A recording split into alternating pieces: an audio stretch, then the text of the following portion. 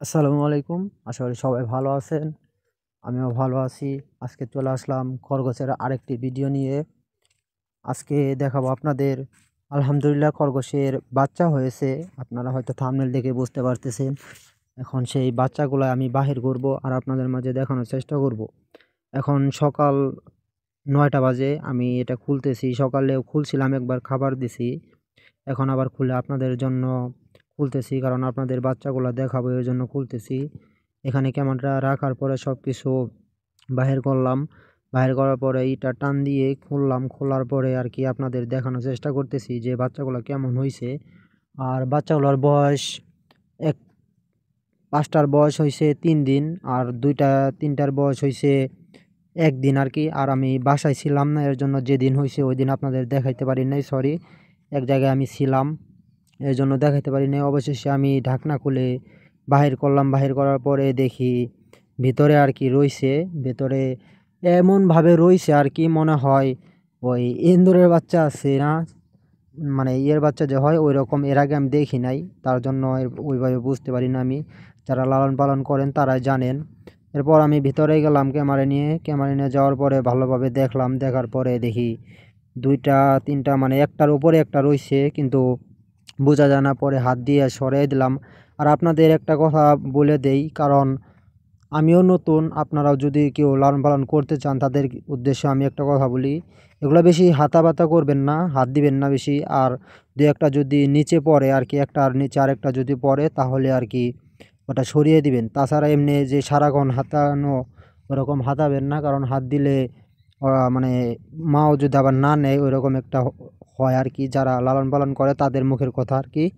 অনেকটাই দেখি যে মানে যেগুলা ছোট আর কি, ওই ছোটোগুলা দেখি মানে বড়গুলার নিচে পড়ে গেছে। আর ওপরে যারা মানে ১ দিন বয়স বেশি বা ২ দিন বয়স বেশি তারা একটু মানে বড় হয়ে গেছে, তাদের শরীরে পশম হয়ে গেছে। পশম হওয়ার কারণে ওই দেখা যাইতেছে, দেখেন সাদাগুলা ওগুলার বয়স আর কি ৩ দিন। আর ওইগুলার বয়স ১ দিন হয়েছে আর কি, ১ রাত পার হয়েছে, এর জন্য আর কি ওই রকম দেখা যায়। আর বড়গুলা মনে করেন তাও ৪৮ ঘন্টার মতো হয়েছে। ৪৮ ঘন্টায় আর কি সাদা হয়ে গেছে। এগুলো হয়তো ৪৮ ঘন্টা চলে গেলে তাহলেই ওগুলো সাদা হয়ে যাব। অবশ্যই আমি দেখলাম ভিতরে কিছু ময়লা পড়েছে, ময়লা আবর্জনাগুলো আমি পরিষ্কার করে দিলাম। আর এই সাইডে দেখেন না বড়গুলো আমি মানে বাচ্চা হাত দিয়েছি বলে আমার ওপরে আইসে মানে আমার পায়ের মধ্যে কামড় দিতেছে, হাতের মধ্যে কামড় দিতেছে। এর জন্য আর কি পাগলামি করতেছে। আমি অবশ্যই সেই সবগুলা নড়াচড়া করে দেখলাম যে সবগুলা ঠিকঠাক আছে নাকি। তা দেখি মানে কিছু কয়েকটা দেখলে মনে হয় একদমই নাই। মানে এমন অবস্থা দেখা যায় যে মনে হয় যে একটা বেঁচে নাই, এরকম অবস্থা। মানে মোট কথা কেমনে হয়েছে আর কি, চোখ ফুটে নাই তো এর জন্য আর কি চোখে দেখে না। চোখে না দেখার কারণে আর কি যেভাবে ফালাইয়া রাখি ওইভাবে পড়ে থাকি। ওরা যে সোজা হব, সোজা হওয়ার শক্তিটা ওদের নাই এখন। আর যেগুলা ২ দিন বয়স হয়েছে ওগুলা তাও একটু হয়েছে, নড়াচড়া করে। হাত দিলে আর কি নড়াচড়া করে, হাত দেওয়া ছাড়া নড়াচড়া বোঝা যায় না যে বেঁচে আছে না মরে গেছে, এরকম বোঝা যায় না আর কি। বড় হইছে যেগুলা ওই দেখেন, একটু ভালোভাবে দেখানোর চেষ্টা করলাম।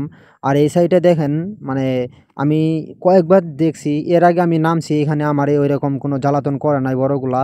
কিন্তু আজকে নামার পরে মানে ওইখানে হাত দেওয়ার পরে আর কি ওরা ভালো রকম আমাকে ডিস্টার্ব করতেছে। আইসা আমার পায়ের মধ্যে কামড় মারে, হাতের মধ্যে কামড় মারে আর কি। ওদের বাচ্চাদের হাত দিতে দিবে না। আর এখানে ২টার বাচ্চা, একটায় ৫টা দিছে আর একটায় আর কি ২টা দিছে। ৩টা ২-৩টা আর কি। আমি এখনও ভালোভাবে গুনতেই পারি নাই যে এখানে মোট কয়টা আছে।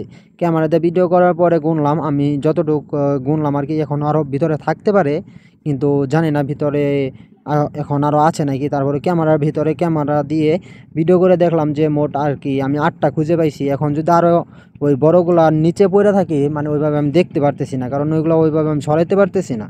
সরাইতে গেলেই কেমন জানি ভয় লাগে আর কি, অনেক স্মুথ তো মানে ভয় লাগে যে যদি কোনো কিছু হয়ে যায়, এর জন্য আর কি সরানোর সাহস পাই না। অবশেষে আমি সব কিছু দেখে দেখলাম আমার আইডিয়া অনুযায়ী ৮টা বাচ্চা দেখার পরে আমি উপরে উঠে আসলাম।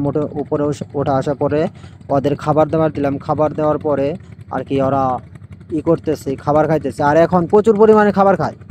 মানে বিয়ে আনার আগে দেখছি যে খাবার খায় না, হয়তো আপনারা দেখছেন যে আমি দুই একটা ইয়া এই বড়গুলা আর কি খাবার খায় নাই, কিন্তু এখন মানে প্রচুর পরিমাণে খাবার খায়। যেখানে আগে মানে আমি খাবার দিছি সারাদিনে ওইভাবে হিসাব করা নাই, সারাদিন আমি 3বার খাবার দিচ্ছি, তাতেই এনাফ হয়ে গেছে। আর এখন মানে মাঝে মাঝে নিচে নামিয়েও খাওয়াইতে হয়। অবশেষে আমি নিচে নামিয়ে দিলাম যেন ভালোভাবে খাবার খেতে পারে। প্রথমে তো মর্দা যেটা আছে ওইটাই দেখি ভালো রকম ঘোরাফেরা করতেছে। সো বন্ধুরা, আজকের ভিডিও আমার এই পর্যন্ত। আর ভালো লাগলে লাইক কমেন্ট শেয়ার করে দিন। ধন্যবাদ সবাইকে। আসসালামু আলাইকুম। কথার মধ্যে কোনো ভুল ত্রুটি হলে ক্ষমা দৃষ্টিতে দেখবেন।